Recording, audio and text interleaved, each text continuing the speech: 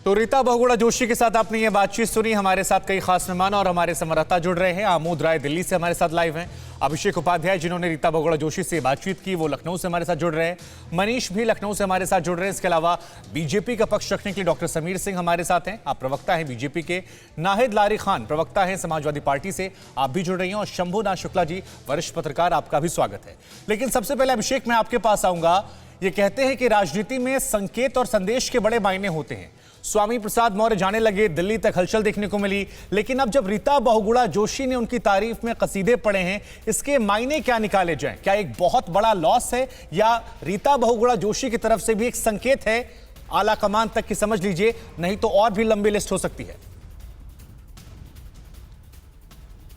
देखिए, एक लाइन में मैं आपको कहूं तो रीता बहुगुणा जोशी ने जो बात कही है वो इस बात का प्रमाण है कि स्वामी प्रसाद मौर्य एक बड़े ज़मीनी नेता हैं। ये बीजेपी के अभी भी कद्दावर नेता मानते हैं। और मैं आपको तुरंत ले चल रहा हूं। देखिए, हमारे साथ में रामदास आठवले साहब मौजूद हैं। थोड़ा सा वक्त दीजिएगा। केंद्रीय मंत्री हैं और अहम बात यह है कि ये यहाँ पर अपनी पार्टी आरपीआई के लिए आए हैं और आरपीआई के लिए सीटें चाहते हैं। लेकिन इन्होंने एक कविता लिखी स्वामी प्रसाद मौर्य के जाने पर। वो कविता, आठवले साहब, आपने जो कविता लिखी है उनके जाने पर स्वामी प्रसाद मौर्य की, वो कविता जरा पहले सुनाइएगा। तो नरेंद्र मोदी जी के शौर्य को हम करते हैं सलाम। नरेंद्र मोदी जी के शौर्य को हम करते हैं सलाम। हाँ, नरेंद्र मोदी जी के शौर्य को हम करते हैं सलाम। स्वामी प्रसाद मौर्य जी, आप मत बनो सपा के गुलाम। स्वामी जी, मत करो अपने विचारों को नीलाम। स्वामी जी, मत करो अपने विचारों को नीलाम।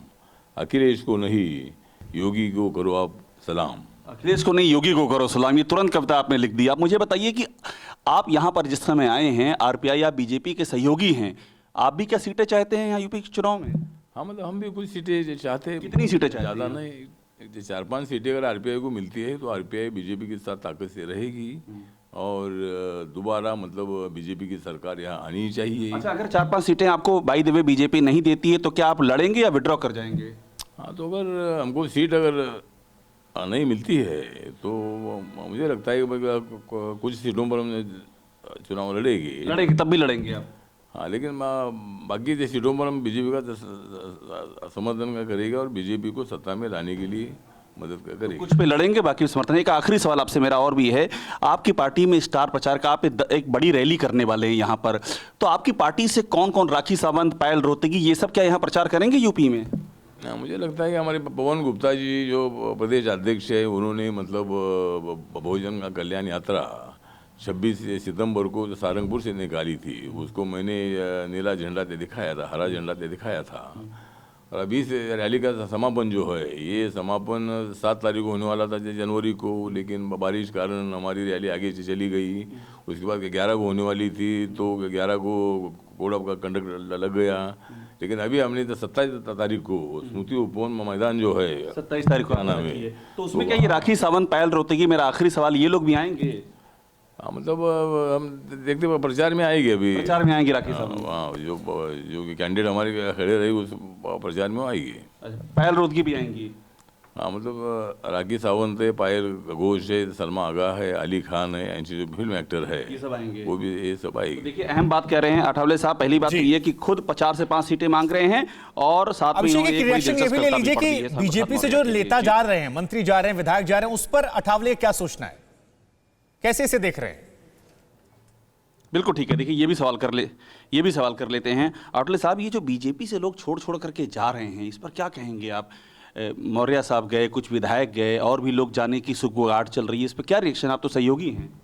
मुझे लगता है कि स्वामी प्रसाद मौर्य जैसे लोगों ने बीजेपी को नहीं छोड़ना चाहिए, क्योंकि नरेंद्र मोदी जी के नेतृत्व में सबका साथ, सबका विकास, सबका विश्वास, ये भूमिका को हम आगे बढ़ा रहे हैं। इससे नुकसान हो सकता है क्या? मैं क्लियर पूछ रहा हूँ, खुल के बताइए। नुकसान हो सकता है या कोई फर्क नहीं पड़ेगा? क्या राय है आप? मुझे लगता है कि इतना ज़्यादा नुकसान होगा नहीं, क्योंकि जो जानकारी हमको मिली है कि कुशीनगर के जो उनके साथी है, बहुत सारे साथियों ने मना कर दिया है कि हम बीजेपी नहीं जाए। बिल्कुल अभिषेक, तो क्या करना चाहिए बीजेपी को रोकने के लिए जो लोग जा रहे हैं? मुझे लगता है कि कोई नहीं जाना चाहिए, इसके लिए उनको इतना नाराजगी होगी, तो उसके लिए माननीय योगी आदित्यनाथ कह रहे हैं कि बहुत नुकसान नहीं होगा, लेकिन हलचल तो है बीजेपी के कैंप में, और ये हलचल लखनऊ से लेकर दिल्ली तक है।